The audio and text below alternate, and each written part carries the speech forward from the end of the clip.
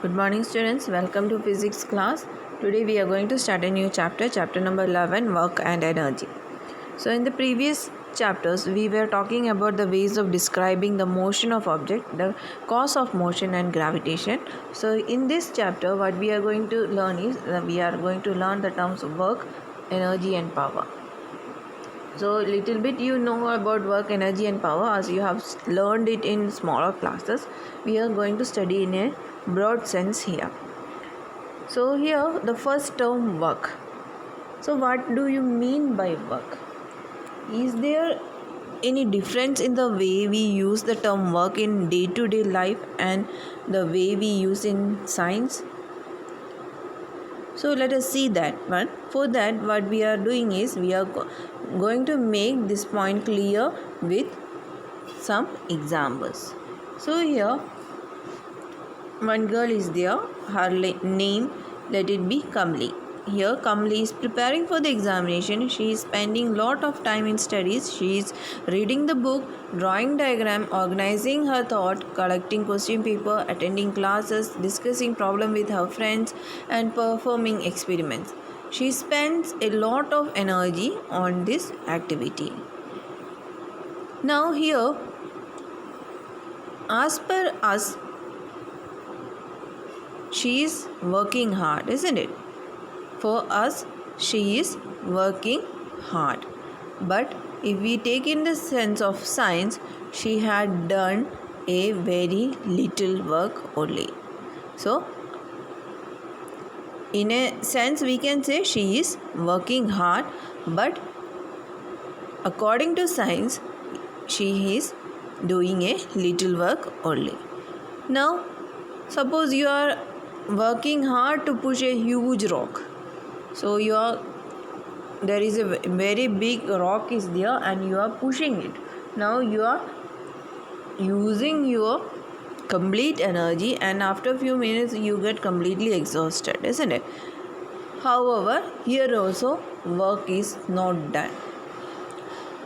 When you are pushing a rock and if you are using so much energy and you are getting exhausted also, but if the rock is not moving, then you have not done any work. Now you are standing. Another example, you are standing still for a few minutes with a heavy load on your head. So there is a heavy load on your head and you are standing for few minutes. Now after sometimes what happens? When you are standing with the load, you get tired. You are giving or spending a lot of energy to stand with the load, but here also what you have not done any work scientifically. Here also you have not done any work scientifically. Now you are climbing up the steps of a staircase and reaching the second floor of a building to just see the landscape from there. So you have even climbed up a tree also. If we apply the scientific definition, these activities involve a lot of work. So here what you are doing, you are climbing the steps just for seeing a scenery, or you are climbing a tree just for sitting on the branches of tree. But according to science, you have done what? You have done a lot of work. So in a day-to-day life, we consider any useful or physical or mental labor as work. Activities like playing in the field, talking with a friend, humming a tune, watching a movie, attending a function, or sometimes not considered to be work. So according to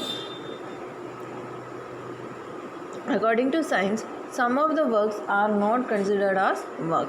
What constitutes work depends on the way we define it. We use and define the term work differently in science. To understand that, we have a following activity, or we can see another example. So here a boy is pushing a cart, isn't it? He is pushing a trolley. Now he is applying a force on the trolley. When he is pushing, what is applying? He is applying a force on the trolley and the trolley is moving forward. Here we can say this boy is doing some work. So here what we can say, we can say that the boy is doing some work. Why? Because he is applying a force, and the force which he is exerting on the object, that object is displaced. The object is displacing in the direction of force. Then we can say what? The work is done. So what do you mean work scientifically?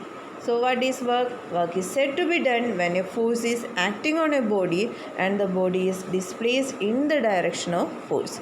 So according to science, work is said to be done when a force is acting on a body and the body is displaced in the direction of force. So we can say that work done is the product of force and displacement. We can say that work done is what? The product of displacement. Suppose a force F is acting on an object and the object is displaced by a distance of S. Suppose a force of F is working on an object and the object is displaced by a distance of S.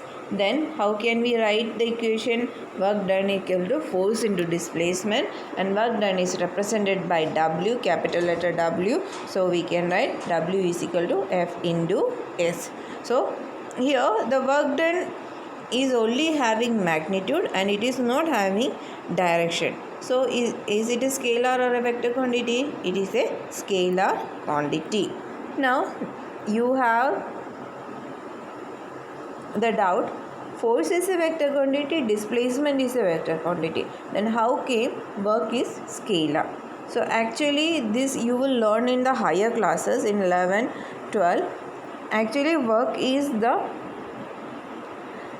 dot product of force and displacement. It is the dot product. Dot product means whenever we in multiplication there are cross product and dot product. This all you will study in maths in 11th class or 12th class. So there are two types of multiplication, cross product and dot product is there. So the result when we are using to multiply the vector quantities and scalar quantities. So when there are vector quantities, we are using dot product and cross product, and if the vector quantities are done dot product, the whatever the answer we get, that will be scalar. So according to that equation, work is equal to force into displacement, or F into D, or instead of D what you can write? You can write as S. Here we are representing by S. So F into S cos theta is there. F into S cos theta is the actual equation for F dot S. Cos theta is the actual equation of work done. But here in the smaller classes we have to learn only force is equal to, sorry, not force, work is the product of force and displacement. So according to this dot product, when two vector quantities are multiplied, what we get? We get a scalar quantity. So force into displacement equal to work. Force is a vector quantity, displacement is a vector quantity, but work is scalar. Why? Because of the dot product.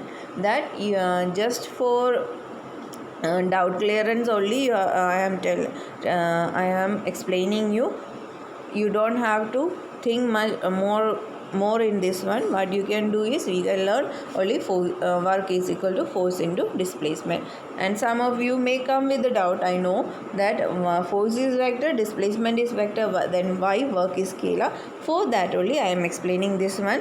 Why? Because it is the dot product of force and displacement, and dot product, when we multiply two vector quantity using dot product, we get the product as scalar. This is only the thing you have to know now. Whatever you want to know, that you will learn in higher classes, in class 11 and 12, that time you will understand much better.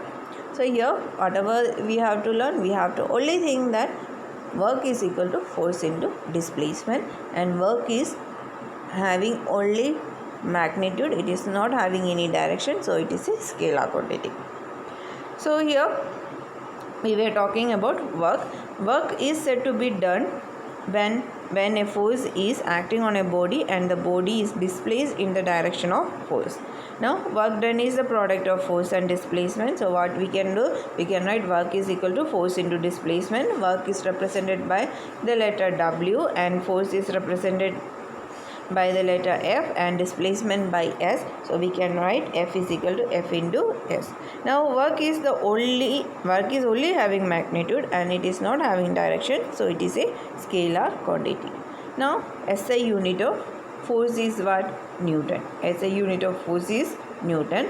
SI unit of displacement is meter. So the SI unit of work would be Newton meter, as it is F into S. The SI unit of work will be Newton meter, and this Newton meter is having another name, that is joules. So this Newton meter is having another name, what? It is joules. So what is the SI unit of work? The SI unit of work is joule. Now the CGS unit of work is erg. CGS unit of work is what? Erg. Now we have to define what is 1 joule of work. So 1 joule is the amount of work done when the force of 1 Newton displaces it by 1 meter along the direction of force. So define 1 joule of work. 1 joule of work is the amount of work done when the force of 1 Newton displaces it by 1 meter along the direction of force. So SI unit of force is Newton, SI unit of displacement is meter. We have work done equal to force into displacement. So work is equal to 1 Newton into 1 meter. That is, work is equal to, the SI unit of work is equal to Newton meter. This Newton meter is having another name, that is joule. So the SI unit of work is joule. And for your additional information, CGS unit or other unit of work is what? Erg. What is CGS unit of work? It is erg. Now what we have to do? We have to define 1 joule of work. So 1 joule of work, when a force of 1 Newton is applied on an object or is acting on an object and that object is displaced by 1 meter, then we can say 1 joule of work is done. So when we can say 1 joule of work is done? When a force of 1 Newton is acting on an object and displacing it by 1 meter in the direction of force, then we can say what? The 1 joule of work is done. Hope it is clear. Thank you.